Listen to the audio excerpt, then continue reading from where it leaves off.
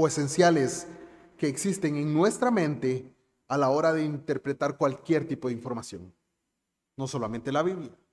Nosotros volvemos a ver al mundo alrededor y si pensamos que el hombre es bueno y que la sociedad lo corrompe, entonces vamos a apuntar a la sociedad y vamos a decir la sociedad está mala y el hombre está bien. Pero si pensamos un poco más profundo de esa afirmación, la sociedad está compuesta de individuos, de personas que traen consigo el pecado y ese pecado se expande, penetra en todas las áreas de la sociedad. Si yo creo que el hombre está caído en el pecado, no es extraño para mí que actúe de esa manera.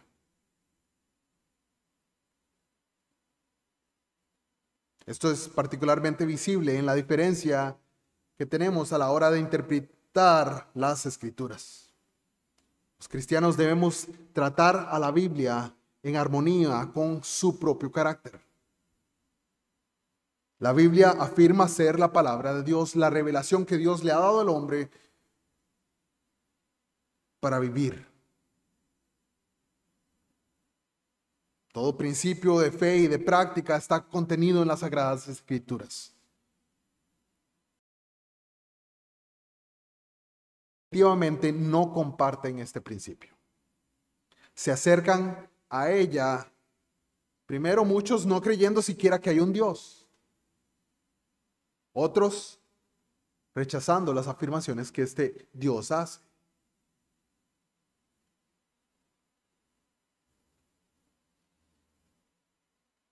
Esto hace una gran diferencia.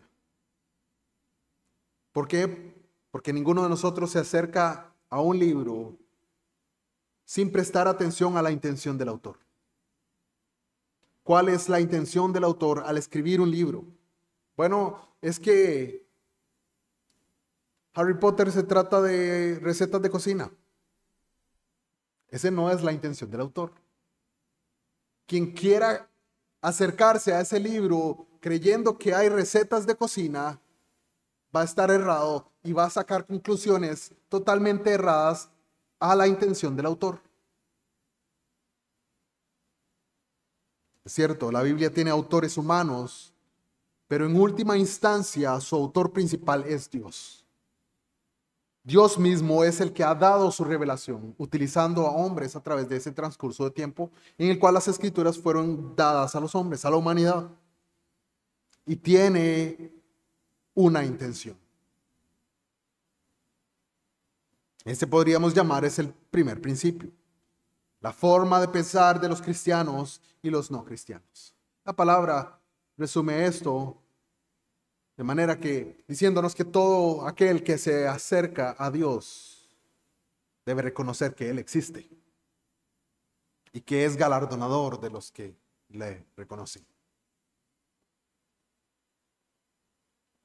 El Antiguo Testamento, en segundo lugar, no es un libro primordialmente acerca de literatura o de cultura antigua. Tal vez para unos es una gran sorpresa. ¿Cómo que no? Yo siempre vi el Antiguo Testamento como un libro de lo que pasaba ya en aquellos años. Bueno, en parte, pero ese no es el propósito inicial, que sepamos cómo era la cultura en aquel entonces. Ese no es el propósito esencial del Antiguo Testamento. A pesar de que el Antiguo Testamento contiene varias narraciones históricas y describe en gran manera culturas antiguas y aspectos de ellas, el Antiguo Testamento es un libro acerca de Cristo. Bueno, pero ¿cómo? Si ahí no viene el nombre de Jesús y no encuentro al Cristo. Bueno, es importante que entendamos que Cristo en sí, la palabra de Cristo, no es el apellido del Señor Jesús. Muchos dicen Jesús, Cristo, sí, el nombre y el apellido. No es eso. Cristo es un título que se le da a Jesús. Y ese título que se le da a Jesús, la mejor traducción que encontramos es Mesías, ungido. Y si vamos al Antiguo Testamento y buscamos la palabra Mesías, vamos a encontrar una serie de promesas acerca de este Mesías que vendría. Acerca del ungido de Dios, el anunciado, el proclamado por parte del Antiguo Testamento que vendría, se encuentra ahí. Entonces, bueno, este anuncio que encontramos en el Antiguo Testamento es más específicamente acerca de los sufrimientos del Mesías y las glorias que le seguirían. Un anuncio de sus sufrimientos, pero también de lo glorioso que sería después de estos sufrimientos. Pasajes particulares, como el Salmo 110, donde vemos a este sufrimiento que cae sobre este hombre, que después es librado de ese sufrimiento y es puesto en un lugar glorioso. Así encontramos muchos pasajes anunciando la venida de un Mesías, de un Cristo que vendría. Y a través de este Cristo, a través de este Mesías, Dios establecería su reino glorioso y eterno. Claro, hubo grandes reinos en la tierra durante el Antiguo Testamento, durante toda la narración del Antiguo Testamento. Hubo grandes reinos, hubo muchos reyes, pero cada uno de esos reyes, cada uno de esos reinos cayó, se debilitó, fue conquistado por otros. El anuncio en medio de esto es: vendrá un reino eterno que no será destruido. Decir algo como esto no debe extrañarnos, porque decir esto es simplemente repetir lo que Jesús les compartió a los discípulos entristecidos en el camino a Emaús. ¿Recordamos esa instancia en Lucas 24? Unos discípulos se encontraban camino a Emaús entristecidos y dolidos por lo que había pasado. Jesús había sido crucificado y habían perdido toda esperanza. Jesús se acerca a ellos y les recuerda, empezando a narrarles desde el Antiguo Testamento, que todo ese Antiguo Testamento trataba de su historia, de la historia de Jesús, del Mesías, quien hoy estaba delante de ellos revelándose. Ellos expresan después cómo, ¿no recuerdas cómo ardía nuestro corazón cuando nos decía esas palabras? Claro, el Señor estaba obrando en su espíritu, convenciéndolos, afianzándolos, trayendo una convicción plena en sus corazones para llevarlos y acercarlos a Él. Otro de los principios que podemos ver es que el texto bíblico no puede significar en nuestros días aquello que nunca pudo haber significado para su autor o sus lectores originales. Bueno, este es un principio de interpretación no absoluto, debido a que los autores humanos bíblicos no tenían un conocimiento exhaustivo de lo que estaban escribiendo. Particularmente lo vemos en el Antiguo Testamento. Sabemos que solo Dios tiene conocimiento exhaustivo, total, completo, pleno. Pero este a su vez no es contradictorio con el conocimiento de sus autores humanos, sino más bien una expansión orgánica que Dios produce al permitir que estos hombres tomaran lo que hoy conocemos como lápiz y papel, aunque no es lápiz y papel en aquellos tiempos. Tomaran la pluma y escribieran. Dios usó la mano, el corazón, la mente de esos hombres para dejar plasmado lo que Él quería comunicar. Y a pesar de que ellos no tenían conocimiento total de las cosas que estaban ocurriendo o muchas veces de las cosas que estaban escribiendo, el Señor sí tenía conocimiento total y pleno de todo lo que Él estaba dándoles a saber, dándoles a conocer. Y seguiría revelando a través de la historia. Ese principio es especialmente visto cuando uno reconoce que las profecías y narrativas del Antiguo Testamento son comprendidas con mayor claridad pero sin contradecir a la luz de la venida de Cristo. Los eventos reveladores conectados con esta era del nuevo pacto. Muchas veces cuando se omite este principio, surgen los famosos textos fuera de contexto. Estos que se convierten en un pretexto para afirmar cosas que la Biblia nunca dijo, que el Señor nunca quiso decir. Un ejemplo conocido y particular es el de Filipenses 4:13. Filipenses 4:13 que dice, bueno, todo lo puedo en Cristo que me fortalece. Amén. Hermoso pasaje. Pero, ¿cuál es el contexto y qué está diciendo Pablo al afirmar algo como esto? ¿Está diciendo que se puede tirar de un edificio y volar? No, no está diciendo eso. Está diciendo que puede alcanzar riquezas y lograr sus metas si se esfuerza grandemente.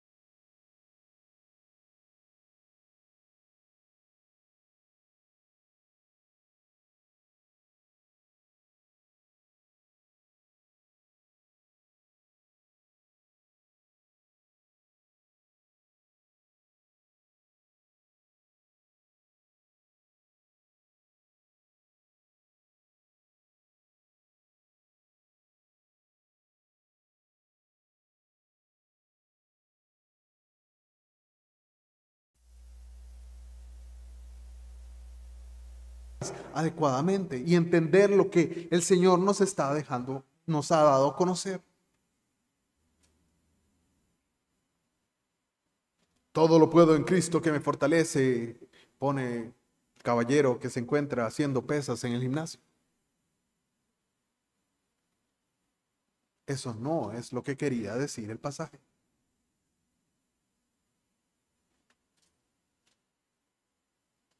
En cuarto lugar, expresamente expuesto o necesariamente contenido. Esta es una frase muy particular que viene en nuestra confesión. Si usted tiene su confesión ahí, puede leer en el capítulo 1 de su confesión, que habla acerca de las Sagradas Escrituras. En el párrafo 6, dice, todo el consejo de Dios tocante a todas las cosas necesarias para su propia gloria, la salvación del hombre, la fe y la vida, está expresamente expuesto o necesariamente contenido en las Sagradas Escrituras, a las cuales nada en ningún momento ha de añadirse ni por nueva revelación del Espíritu, ni por las tradiciones de los hombres. Voy a leer solamente esa parte. Bueno, este es un principio de interpretación bíblica. Y la Confesión Bautista de Fe de Londres de 1689 afirma ese principio de interpretación. Nuestra confesión hace tal declaración en ese capítulo, y el principio que alberga es el de que no podemos inferir de las Escrituras cosas o que no son explícitas o que no son una implicación necesaria. Bueno, podemos utilizar un ejemplo. En Lucas capítulo 20. San Lucas capítulo 20.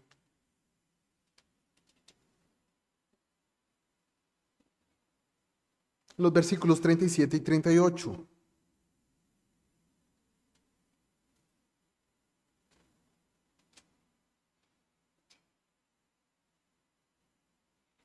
Dice la palabra del Señor. Pero en cuanto a los que, pero en cuanto a a los muertos, perdón, pero en cuanto a que los muertos han de resucitar, aún Moisés lo enseñó en el pasaje de la zarza, cuando llama al Señor Dios de Abraham, Dios de Isaac y Dios de Jacob, porque Dios no es Dios de muertos, sino de vivos, pues para Él todos viven. En este pasaje, no otro, sino el Señor Jesucristo, encuentra algo necesariamente contenido en Éxodo capítulo 3. ¿Qué dice Éxodo capítulo 3? Bueno, leímos una cita textual de lo que está ocurriendo en Éxodo capítulo 3.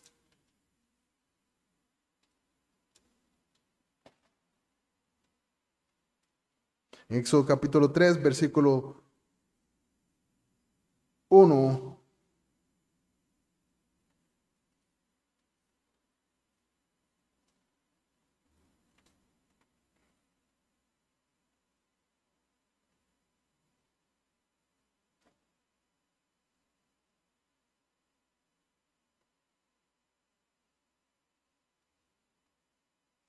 Perdón.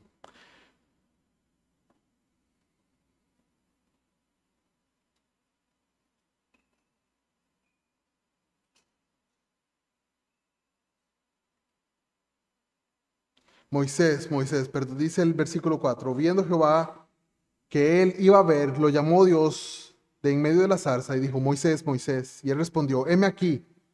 Y dijo, no te acerques, quita tu calzado de tus pies, porque el lugar en que tú estás, tierra santa es. Y dijo Dios, yo soy el Dios de tu padre, Dios de Abraham, Dios de Isaac y Dios de Jacob. Entonces Moisés cubrió su rostro porque tuvo miedo de mirar a Dios. En este pasaje de Éxodo, ¿qué está diciendo el Señor? Que encontramos necesariamente contenido en este pasaje. Bueno, el Señor lo explica en el pasaje en el cual estábamos, en el pasaje de Lucas, capítulo 20, versículo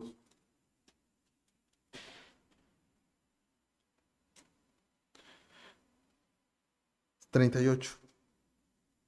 Porque Dios no es Dios de muertos, sino de vivos, pues para Él todos viven. ¿Qué está afirmando este pasaje? Todos viven para Dios. Bueno, está afirmando en una instancia que no existe el aniquilacionismo del alma.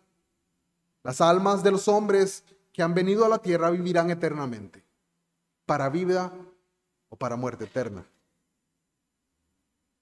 Ninguno está muerto para Él.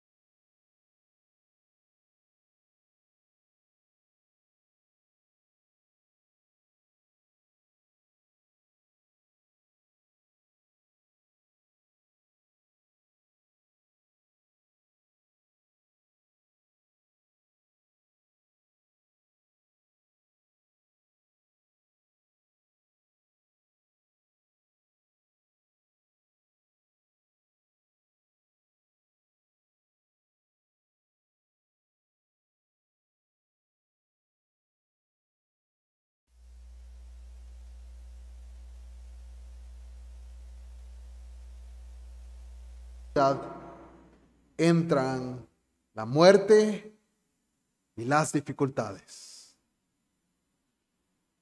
El mundo que ahora experimentamos, este mundo en que vivimos, no es igual a como fue creado. Sin embargo, Dios no se limitó, o Dios no se propuso en ese momento desechar por completo a Adán y a Eva y a todos sus descendientes. Dios más bien continuó buscándolos y atrayéndolos a Él, a pesar de su pecado y de la insistencia de la humanidad en seguir pecando. Esos primeros capítulos de Génesis nos muestran la depravación de la humanidad. Caín mata a su hermano Abel. Y solamente unas pocas generaciones después, el mundo se llega a corromper tanto que lo que Dios decide es acabar con todo el mundo por un diluvio. Empezar de nuevo con la familia de Noé. Es como un botón de reseteo. Dice, esta humanidad está tan perdida que vamos a empezar de nuevo. Dios le ordena a Noé que construya un arca para salvar a su familia, a los animales. Pero incluso después del diluvio, resulta que Noé también es un hombre pecador. Luego, lo que sucede después es que la población aumenta, el mundo entero se une y dicen, vamos a construir una torre para alcanzar el cielo.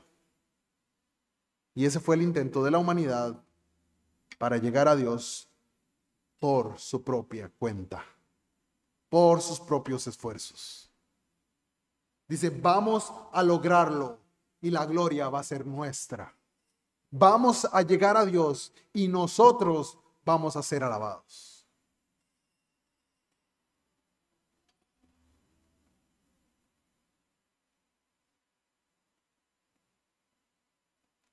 Dios no estaba complacido con esto. Y lo que llevó a cabo a continuación fue confundir sus lenguas. Hizo que se dispersaran por la tierra. Vemos un principio aquí. Dios no va a compartir su gloria. Dios no va a ceder su gloria de esa manera. Es suya y solo suya. Vemos luego para Génesis 12 que Dios escoge a un hombre, a Abraham, y a sus descendientes para que fueran el medio por el cual Dios va a renovar la comunión entre Dios y la humanidad. Dios saca a este hombre de una comunidad pagana, de adoradores de imágenes y de ídolos, y lo trae hacia Él. Dios promete ahí que a través de Abraham, todo el mundo, todas las familias de la tierra serían bendecidas. El resto del Antiguo Testamento es la historia de la familia de Abraham, tornándose el pueblo de Dios, la nación de Israel, y la relación de Dios.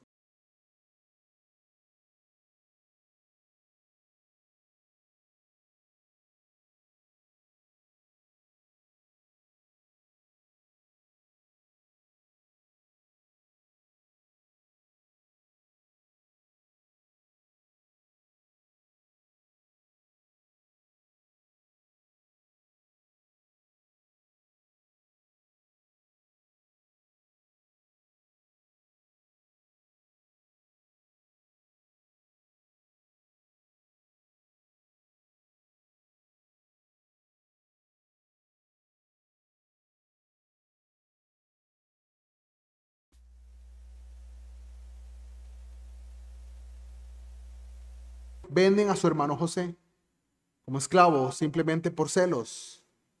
Pero Dios está con José y durante un periodo de unos 20 años, José pasa de la esclavitud a convertirse en gobernante de todo Egipto.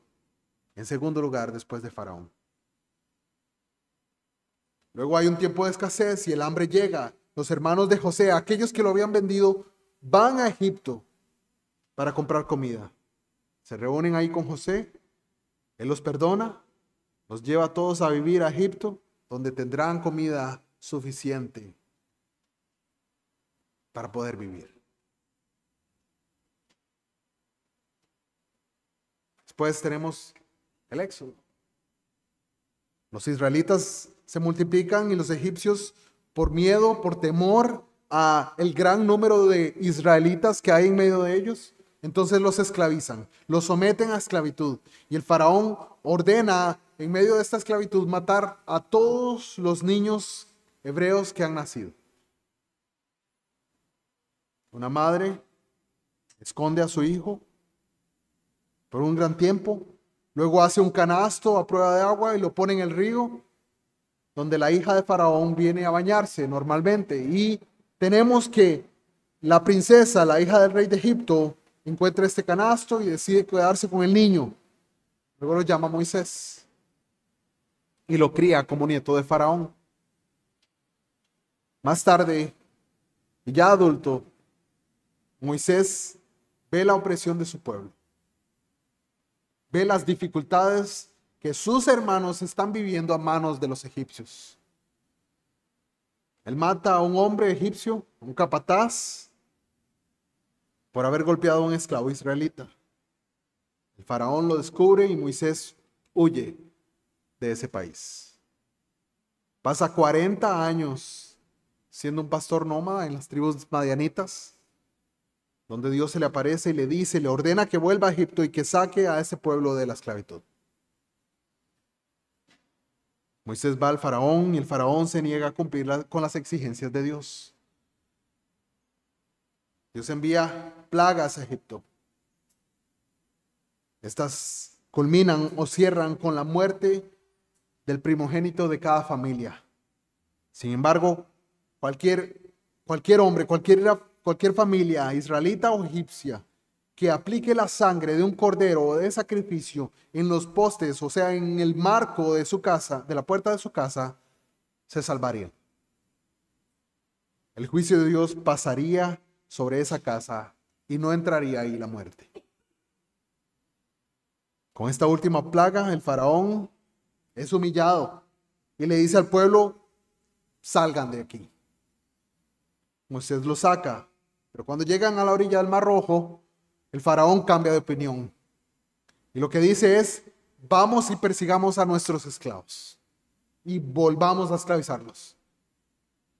Dios divide el mar, los israelitas pasan en seco a través del Mar Rojo y después Dios cierra el mar y los egipcios que les perseguían fueron destruidos.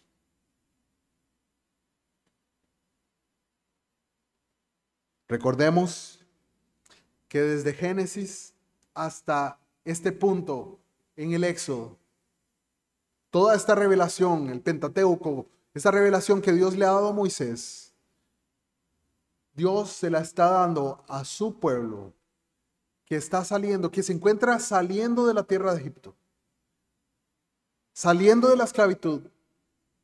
Y el Señor les está haciendo un recuento de toda su historia, de todo lo que ha pasado. Para que vean, para que observen, para que piensen y analicen de dónde los ha sacado el Señor.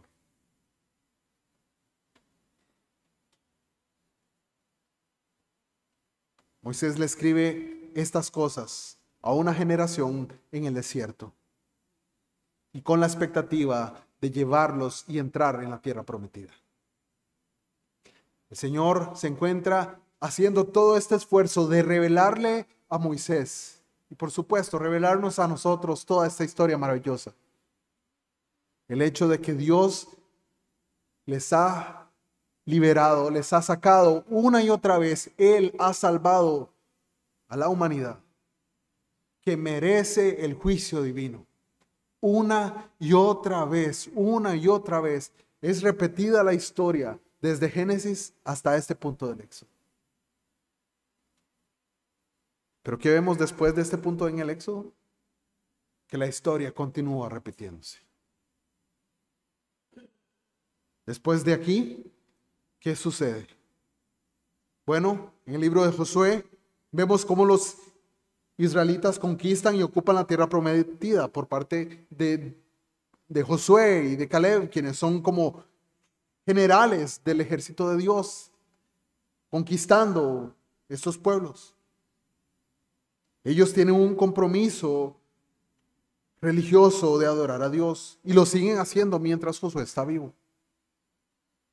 Pero después tenemos el libro de los jueces.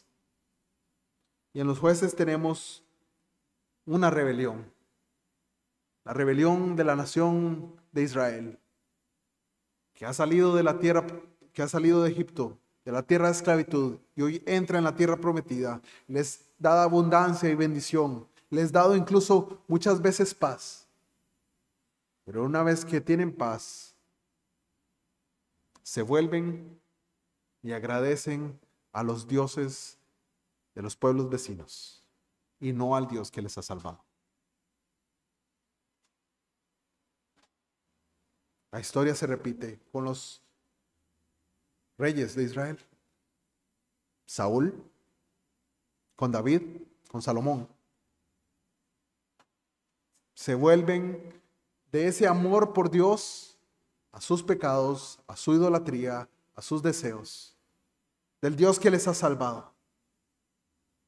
Tanto así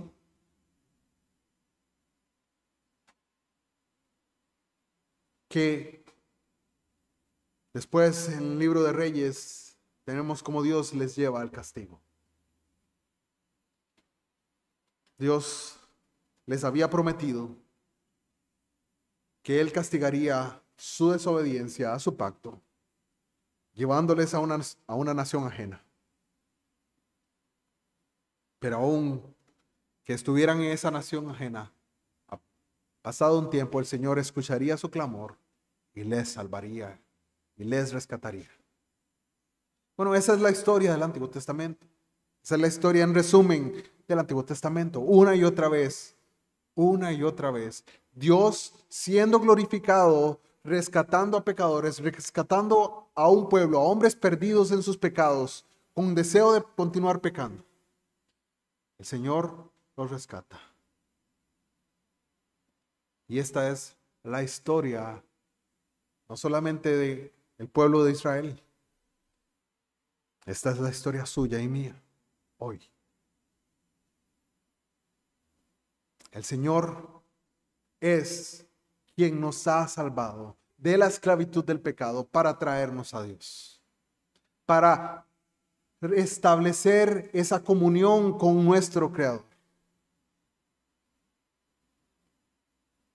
El Señor se ha dado a la tarea de utilizar todas las acciones pasadas, todos los hechos pasados, nuestras decisiones, nuestros pecados, nuestras maldades, para traernos a este punto donde estamos hoy. Y es esto lo que el apóstol se encuentra narrando en este pasaje de Gálatas. Sí, él habla de cómo después de 3 años llega a Jerusalén, ahí ve a Pedro y permanece con él 15 días. Pero no vio a otro apóstol, sino a Jacobo, el hermano del Señor.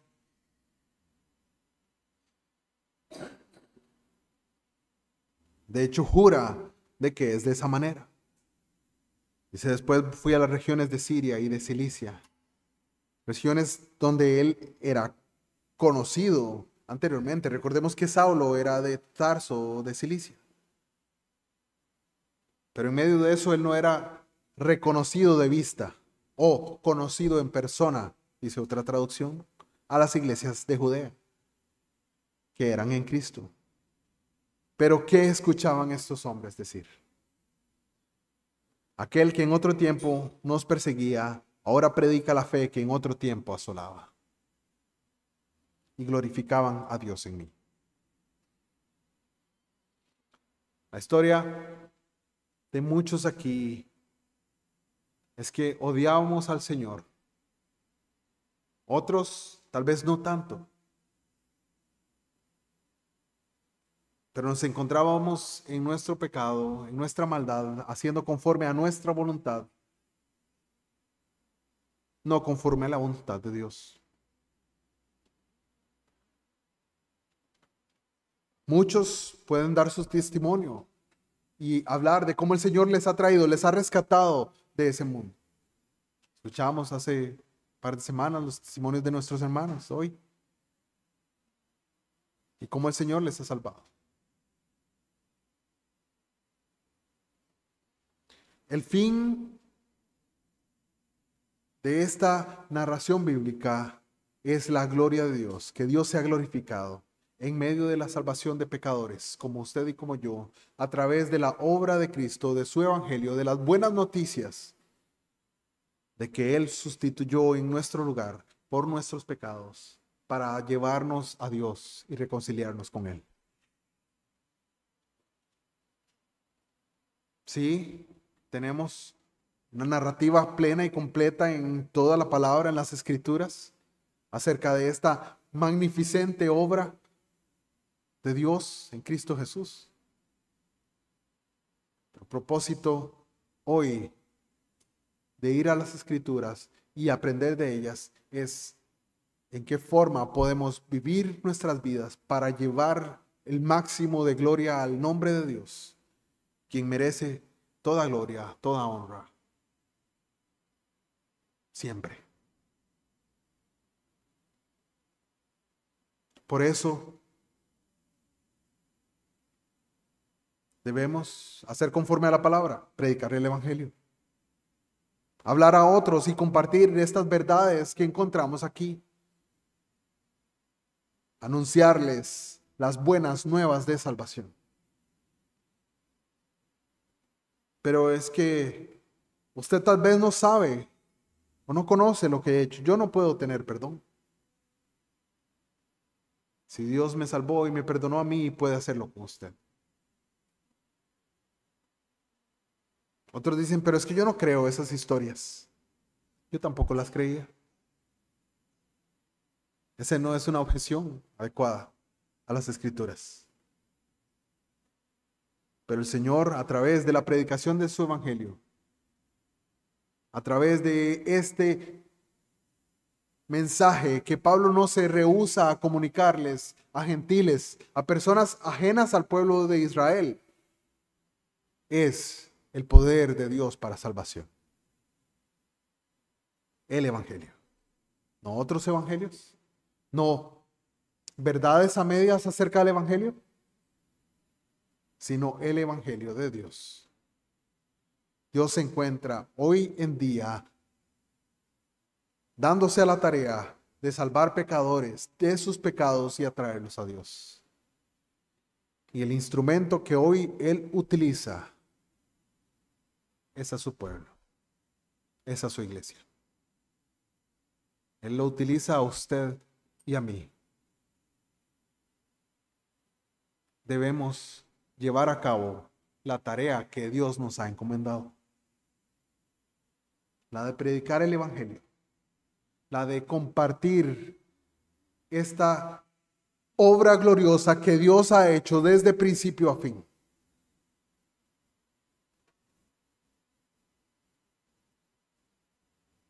A los que nos rodean, a nuestros amigos, a nuestros hermanos, nuestras familias, a nuestros hijos y a aquellos que no le conocen, que están a nuestro alrededor.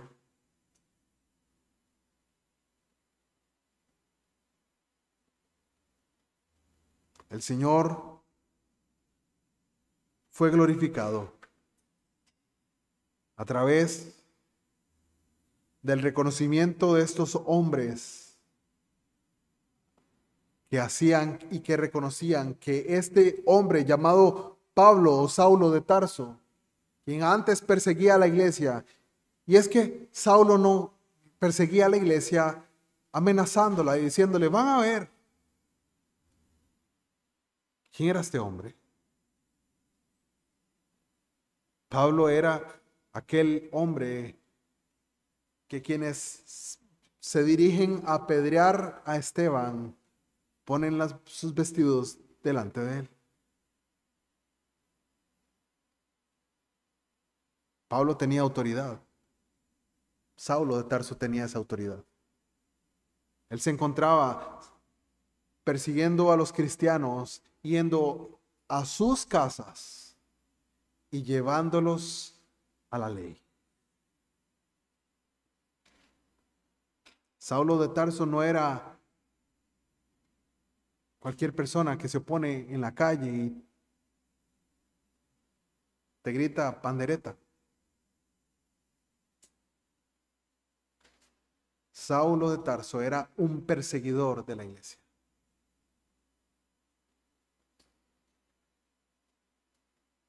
Y glorificaban a Dios en él. Tal vez te hayas negado a la oportunidad de compartir el evangelio con alguien que dice, no, ese hombre es terrible, ese hombre es muy malo, o esa persona, no, mejor no, ni intento. Bueno, tal vez estás negándole la oportunidad a ese hombre, mujer, persona terrible de conocer a Dios. De conocer a Dios verdaderamente a través de este mensaje que suena como locura, que suena como irracional para el mundo que nos rodea. Pero este mensaje es poder de Dios para salvación.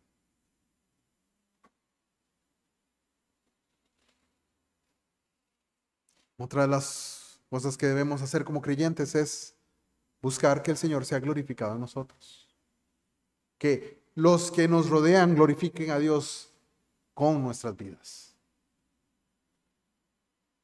Y eso es a través de un testimonio claro de la obra de Cristo en nosotros. Porque eres conocido por las personas a tu alrededor. Bueno, es que yo conozco a aquel hombre o aquella mujer que va a la iglesia, pero de ahí, va a la iglesia. Pero la verdad, no creo que sea mucho. Si así es ese, ¿cómo será la iglesia? Dice.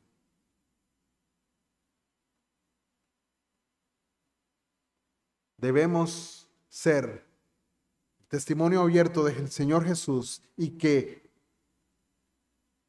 glorifiquen a Dios en nosotros. Que la gente pueda a tu alrededor pueda decir, que la gente a su alrededor pueda decir, yo lo conocí antes y yo lo conozco ahora. Y algo le tuvo que haber pasado. Dios tuvo que hacer algo en su vida. Ese es el testimonio que debemos buscar dar a los que nos rodean.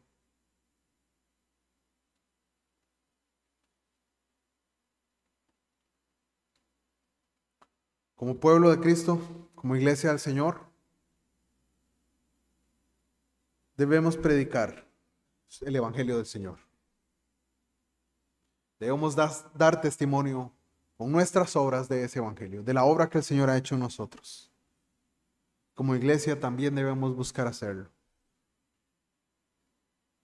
El Señor bendiga su palabra y el Señor nos auxilie en esta búsqueda de Él, en esta búsqueda del Señor, en esta búsqueda de ser santificados y de ser conformados más y más en la imagen del Señor Jesucristo, para la gloria de su nombre. Amén. Oremos.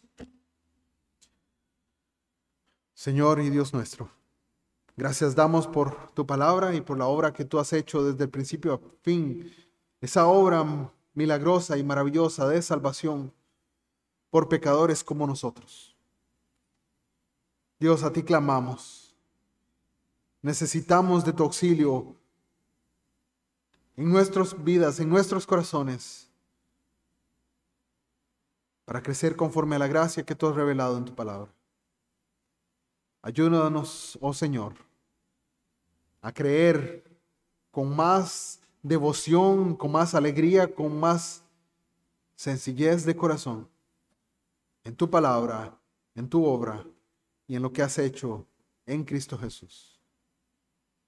Para para que tu nombre sea glorificado en medio de nosotros, en medio de aquellos que nos conocen, que saben lo que una vez fuimos, que entienden que hoy somos de Cristo.